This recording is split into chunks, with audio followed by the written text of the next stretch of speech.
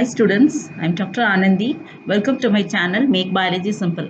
So இன்னைக்கு வீடியோட details என்னன்னா கிளாசிக்கல் ஜெனடிக்ஸ் அதாவது ஜெனடிக்ஸ் பத்தி தான் நம்ம இன்னைக்கு பார்க்க போறோம். ஸோ சப்ஸ்கிரைபர்ஸ் மாலிகுலர் ஜெனடிக்ஸ் பத்தி வீடியோ போடுங்கன்னு சொல்லியிருக்காங்க. ஸோ அவங்களுக்காக தான் இந்த வீடியோவை நான் இப்போ ப்ரெசென்ட் பண்றேன்.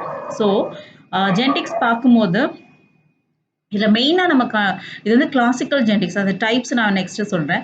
இதில் நமக்கு பார்க்க வேண்டிய முக்கியமான டீட்டெயில்ஸ் என்னென்னா this is the father of genetics. இவர் தான் father of genetics called mental.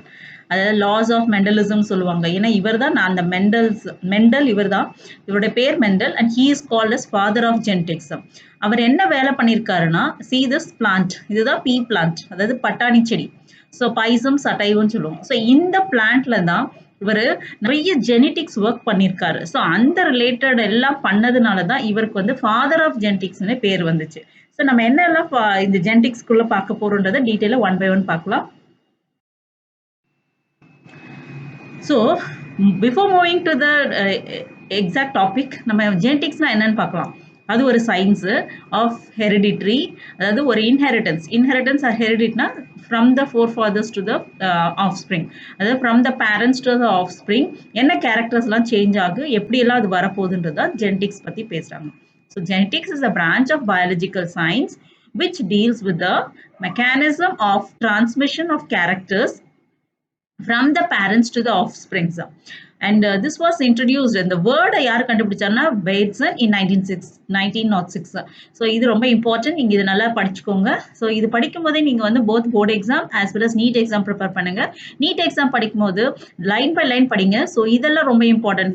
W. Bateson in 1906. So இந்த இயர் அண்ட் இந்த வேர்டை கண்டுபிடிச்சது யாருன்றதை படிச்சு வச்சுக்கோங்க. ஸோ தட் உங்களுக்கு MCQsல கேட்கலாம். Next, so what are the major subdisciplines of genetics ன்னு பார்க்கும்போது you can see this. இப்போதான் நம்ம பார்த்தோம் கிளாசிக்கல் ஜெனடிக்ஸ், அதாவது original transformation or how the characters are transfer from parents to the offspring. So அதுதான் transmission genetics or classical genetics. இன்னொன்று பார்த்தீங்கன்னா molecular genetics. So மாலிகுலர்னு சொல்லும் போதே உங்களுக்கு நல்லா தெரியும், it is nothing but deals with the DNA, RNA. So deals with the structure and the function of gene at molecular levels. Population ஜெனடிக்ஸ்ன்றது deals with hereditary in a group, அதாவது ஒரு individual ஒரு particular ஸ்பீஷியஸ்ல இருக்கிற ஒரு இண்டிவிஜுவலோடைய traits எடுத்து அதில் என்னென்ன changes இருக்கு. So that is called population genetics. அது எந்த டிட்டர்மைன் பண்றாங்கன்னா ஒரு ஃபியூ ஜீன்ஸ் வந்து அதை ஸ்டடி பண்ணியிருக்காங்க. அதே குவான்டிடேட்டிவ்ன்றது சேம் தான், hereditary of an individual from a trait from a traits an individual where multiple genes are involved. So அதுதான் வந்து குவான்டிடேட்டிவ்க்கும் பாப்புலேஷன் ஜெனடிக்ஸ் உள்ள difference. Next we are going to see the difference between what is hereditary and what is variation. So what is genetics? It is defined as a science where the offsprings from the parents, the original in characteristics which is transferred from the parents to the offspring. ஹெரிடிட்ரின்றதுனா transmission of characters from the parents to offspring. கேரக்டர்ஸ்னா தெரியும் இல்லையா, ஒரு இப்போ மதர்ல வந்து ஒரு yellow ஃப்ளவர்னா ஆஃப்ஸ்ப்ரிங்கா எல்லோ ஃப்ளவர் தான் வரும். ஸோ இதுதான் transmission of phenotypic and genotypic சேஞ்சஸ்ன்னு சொல்லுவாங்க. நெக்ஸ்ட் வேரியேஷன்றது சேம் பாப்புலேஷன்ல difference in the characteristics is called variation. So அதுலேயே வந்து டாமினன்ட் ரெசிசிவ்னு வரும். ஸோ அந்த difference in characteristics tall short பிளான்ட்னு சொல்லுவோம் இல்லையா, அதெல்லாம் சொல்றதா வேரியேஷன். ஹெரிடிட்டின்றது ஆஃப்ஸ்ப்ரிங் பேரண்ட்ஸ்ல இருந்து ஆஃப்ஸ்ப்ரிங் வர்றது. வேரியேஷன்றது சின்ன சின்ன விஷயங்கள் அந்த பினோடைபிக் சேஞ்சஸ் நடக்கும் இல்லையா, அதை தான் வேரியேஷன் சொல்லுவாங்க. ஸோ வேரியேஷன்ல வந்து ரெண்டு விதம் இருக்கு. ஒன்று வந்து டிஸ்கண்டினியூஸ், இன்னொன்று வந்து கண்டினியூஸ். So discontinuousன்றது என்னன்னா it is a population where the some characteristic shows limited form of variation. Example என்ன சொல்லியிருக்காங்கன்னா style length in primula, plant height of the garden pea. இது வந்து உங்களுக்கு எக்ஸாம்பிள் வச்சுக்கோங்க. ஸோ இதில் என்ன சேஞ்சஸ் இருக்கு, இந்த discontinuous variation the characteristic are controlled by one or two major genes which have two or more allelic forms. நான் சொன்னேன் இல்லையா, phenotypic ரேஷியோவில் பார்த்தீங்கன்னா டாமினன்ட் அண்ட் ரிசர்சிவ் கேரக்டர்ஸ் இருக்கும். ஸோ அது எப்படி கிராஸ் லிங்க் ஆகி வருதோ அதை பேஸ் பண்ணி தான் நம்மளுடைய இந்த லென்த் ஆஃப் த ஸ்டைல் லென்த்தோ இல்லை பிளான்ட் ஹைட்டோ வேரி ஆகும்.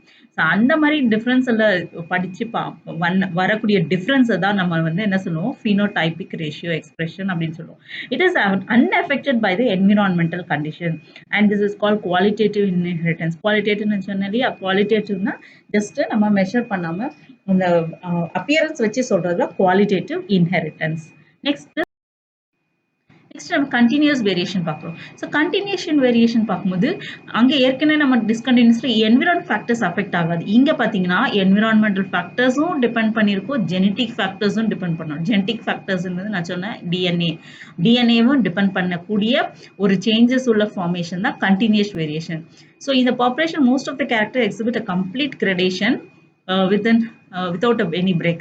Inheritance of phenotype in the combined effects of many genes, polygenes சொல்றாங்க, environmental factors.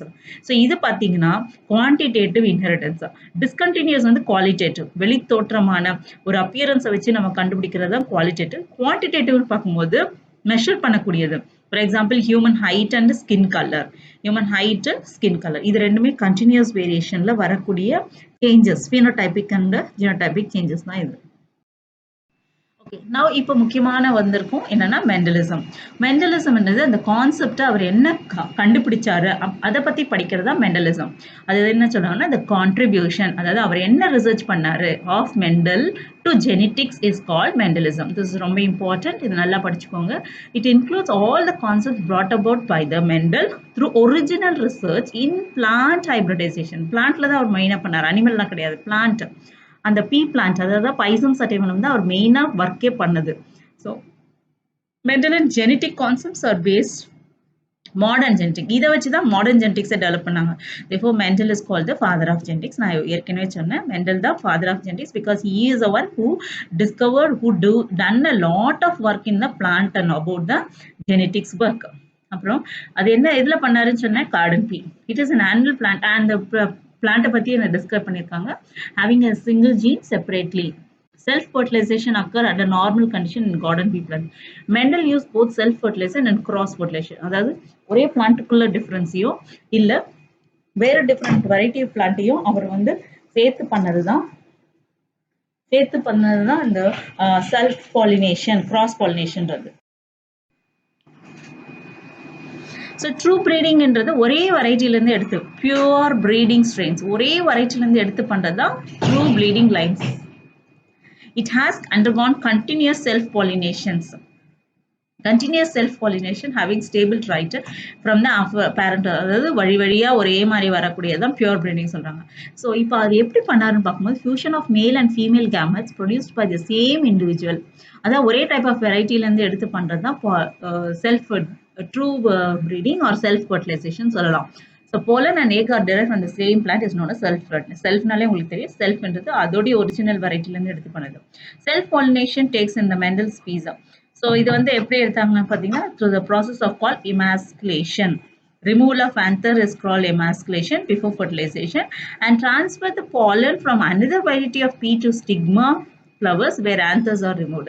ஸோ இது வந்து பார்த்தீங்கன்னா ஒரே வெரைட்டிலேருந்து எடுக்கலாம், இது வந்து டிஃப்ரெண்ட் இதை கிராஸ் பண்ணி பண்ணுறதுனால it is called cross fertilisation which leads to the creation of hybrid. ஹைபிரிட்னா உங்களுக்கு தெரியும், ஒட்டு போட்டு பண்ணுவாங்க இல்லையா, இன்னொரு வெரைட்டியும் ஒரு வெரைட்டிலேருந்து இன்னொரு வெரைட்டியும் சேர்த்து அதிலிருந்து உருவாகக்கூடிய ஆஃப் ஸ்ப்ரிங்கை தான் கிராஸ் ஃபர்டிலைசேஷன் சொல்கிறாங்க. So Mendel's work on the study of the pattern of inheritance and the principal laws are formulated constituted the Mendelian sin. இந்த ரிலேட்டட் நம்ம நெக்ஸ்ட் வீடியோல பார்க்கலாம். லாஸ் ஆஃப் மெண்டலிசம்னு ஒரு ஸ்பெசிபிக் டாபிக்கே இருக்கு, அது ரொம்ப ரொம்ப இம்பார்ட்டன்ட், நீங்க அதையும் படிக்கலாம், அதை நான் நெக்ஸ்ட் வீடியோல. இது உங்களுக்கு ரொம்ப ஈஸியா எக்ஸ்பிளைன் பண்ணக்கூடிய இது. So cross pollination of pea flowers. Cross pollination பார்க்கும்போது இது ஒயிட் ஃப்ளவர் உடைய வெரைட்டி, இது பர்பிள் கலருக்குரிய வெரைட்டி. ஸோ இது மாதிரி டிஃப்ரெண்ட் வெரைட்டிஸை எடுத்து பண்ணதான் cross pollination. So pollen male sex organ எடுத்தும் ஒயிட் ஃப்ளவர்லேருந்து போலன் எடுத்தும் மிக்ஸ் பண்ணி அதை டிரான்ஸ்ஃபர் பண்ணி ஒரு பாட்ஸ் உருவாகி அதிலிருந்து வரக்கூடிய offspring that is called F1 generation. So from the mother, இது ஒரு மதர் இது ஒரு மதர், இதிலிருந்து வந்தக்கூடிய ஜென்ரேஷன் தான் F1 ஜெனரேஷன். ஸோ இங்கே வரும்போது பார்த்தீங்கன்னா இதுலேருந்து இதையும் மிக்ஸ் பண்ணியிருக்காங்க, ஆனால் இங்கே வந்தது ஃபுல்லாகவே பர்பிள், அதாவது இது பேர் டாமினண்ட்னு சொல்லலாம். ஸோ டாமினன்ட் டைப்புன்னு சொல்லலாம். ஏன்னா வந்து பார்த்தீங்கன்னா இந்த வெரைட்டி தான் வந்திருக்கே தவிர ஒயிட் கொஞ்சம் கூட இல்லை. ஸோ ஒயிட் பர்பிள் சேர்ந்த மாதிரி ஒரு லைட் ஃபேட் கூட இல்லை, எல்லாமே ஒரே மாதிரி வர்றதுனால இது பேர் வந்து கிராஸ் பாலினேஷன். நெக்ஸ்ட் பார்த்தீங்கன்னா அவர் எதுலெல்லாம் அந்த மெண்டலிசம் வந்து ட்ரை பண்ணாருன்னு பார்த்தா, ஒரு பிளான்ட்டோடைய லென்த் சைஸு, ஒரு பிளான்ட்டோடைய பாட் ஷேப்பு, அந்த பாடுன்றது இதுதான், அந்த பட்டாணி இருக்கு இல்லையா, அந்த இந்த கவரோட இருக்கிறது தான் பாட் ஷேப்புன்னு சொல்லுவாங்க. அப்புறம் அது சீடுன்றது உள்ள இருக்கிற பட்டாணி, அது ஷேப் எப்படின்னு பார்த்தாரு. அப்புறம் சீடு கலர் என்ன, ஃப்ளவர் பொசிஷன் எங்க இருக்கு, ஃப்ளவருடைய கலர் என்ன, பாடோடைய கலர் என்ன. ஸோ 1 2 3 4 5 6 7 7 கேரக்டர்ஸ் தான் அவர் வந்து இந்த பீ பிளான்ட்ல படிச்சிருக்காரு. ஸோ பார்க்கும்போது ஒவ்வொன்றும் பார்த்தீங்கன்னா ஜீன், இது வந்து உங்களுக்கு அந்த ஜீன் எக்ஸ்பிரஸ் பண்ணது. டாமினண்ட்டாக இருந்தால், டாமினன்ட்னா ஒரிஜினல், அதாவது பேரண்ட்ல இருக்கிறது அப்படியே வந்ததுன்னா டாமினன்ட். ரிசசிவ்ன்றது கிராஸ் பண்ணி வரக்கூடியது. ஸோ டாமினன்ட் ஸ்டெம் லென்த் பார்த்தீங்கன்னா டாலாக இருந்தால் டாமினன்ட், அதே சின்னதாக இருந்ததுன்னா ரிசசிவ். பாட் ஷேப்பில் பார்த்தீங்கன்னா இன்ஃப்ளாட்டடாக இருந்ததுன்னா அது டாமினன்ட், அதே கன்ஸ்ட்ரக்டட் குறுகி இருந்துச்சுன்னா கன்ஸ்ட்ரக்டட், அது ரிசசிவ் டைப். அதே சீடோட ஷேப் பார்க்கும்போது ரவுண்டா இருந்துச்சுன்னா டாமினன்ட், ரிங்கிள்டா இருந்ததுன்னா ரிசசிவ். சீடோட கலர் பார்க்கும்போது எல்லோ கலர்ல இருக்கிறது டாமினன்ட், கிரீன் கலர்ல இருக்கிறது ரிசசிவ். ஃப்ளவருடைய பொசிஷன், ஸோ இங்க பாத்தீங்கன்னா ஆக்சியல்ல இருந்து வருதா இல்ல டாப்ல இருந்து வருதா. ஆக்சியல்ல இருந்து வந்துச்சுன்னா இட் இஸ் டாமினன்ட், டெர்மினல்ல இருந்து வந்துச்சுன்னா இட் இஸ் ரிசசிவ். அப்புறம் ஃப்ளவர் கலர் பார்த்தீங்கன்னா பர்பிளா இருந்தால் டாமினன்ட், ஒயிட்டா இருந்ததுன்னா அது வந்து ரிசசிவ் கேரக்டர். நெக்ஸ்ட் பாட் கலர்ன்றது அந்த வெளியே இருக்கு இல்லையா, அந்த பட்டாணியுடைய தோல், அது பார்த்தீங்கன்னா கிரீனா இருந்ததுன்னா டாமினன்ட், எல்லோவா இருந்ததுன்னா ரிசசிவ். ஸோ இதை தான் அவர் வந்து ஜெனட்டிக்ஸ், இது வந்து ஃபினோடாபிக் சேஞ்சஸ், அது கலரு க்ரோத் அதை வச்சு பண்ணார்.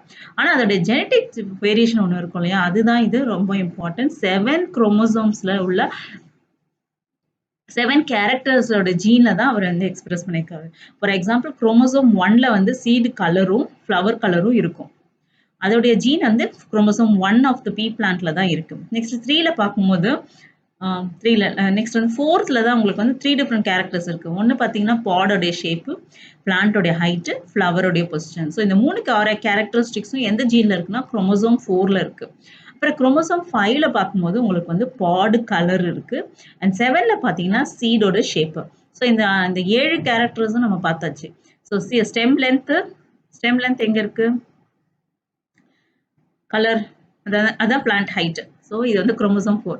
பாட் ஷேப்பும் 4ல வருது. அப்புறம் சீடு ஷேப்பு 7ல வருது. சீட் கலரு 1ல வருது. அப்புறம் ஃப்ளவர் பொசிஷன் பார்த்தீங்கன்னா குரோமோசோம் 4, ஃப்ளவர் கலர் 1, பாட் கலர் 5. ஸோ இப்படிதான் அந்த ஜீன்ல வந்து அவர் வந்து கண்டுபிடிச்ச இந்த கேரக்டர்ஸ்லாம் இந்தந்த குரோமோசோம்ல தான் இருக்குன்னு அவர் கண்டுபிடிச்சிருக்காரு.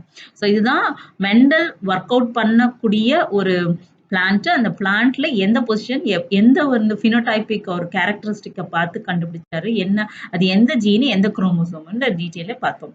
So that's all in today's video. Thank you students.